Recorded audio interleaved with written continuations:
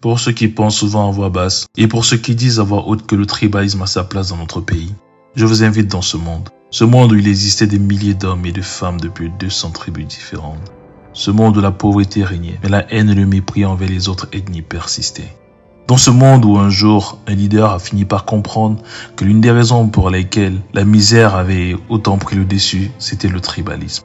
Dans ce monde où les communautés ne travaillaient pas suffisamment ensemble pour générer les revenus nécessaires à leur prospérité.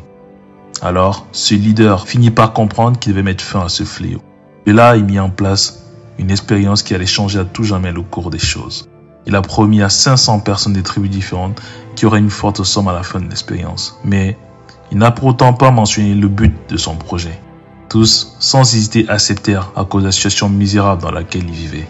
Ce leader avait réussi à réunir 500 personnes de 250 tribus différentes. C'était donc 2 personnes pour une tribu.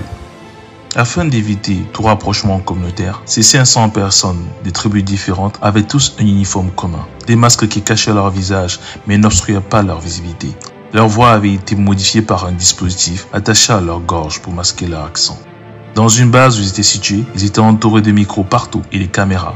Ils devaient travailler sur un projet de montage et d'assemblage d'ordinateurs pour passer leur journée. Au cours de cette expérience, la violence et la haine étaient permises. Ainsi, ils devaient tenir 5 mois ensemble. À la fin de cette expérience, ceux encore dans la base recevraient chacun 10 millions de francs CFA. Cet argent, ils pourraient l'utiliser pour développer leur communauté. Il leur était strictement interdit de donner leur nom ou de mentionner leur tribu. Un seul indice, si cela arrivait, ne serait-ce que par une des 2 personnes appartenant à la tribu, alors ils seraient éliminés en même temps. Oui, une seule personne était donc capable de faire perdre la récompense à son frère ou sa sœur de la même tribu et donc à sa communauté. 4 mois passés ensemble, alors qu'ils n'avaient aucune idée de l'appartenance ethnique de la personne en face. Les 500 hommes et femmes passèrent des journées en paix. Chacun traitait l'autre poliment. Il ne voulait guère courir le risque de blesser son frère ou sa sœur de même tribu. Personne ne voulait faire perdre la récompense à sa communauté. Alors, tout le monde respectait les termes de la dite expérience. 5 mois écoulés, personne n'avait porté de jugement, ni détesté personne. Avant de mettre fin à l'expérience, ce leader leur adressa le message suivant. Mes frères et sœurs, vous venez de passer 5 mois ensemble sans guerre ni querelle. Vous venez de passer 5 mois à travailler tous ensemble.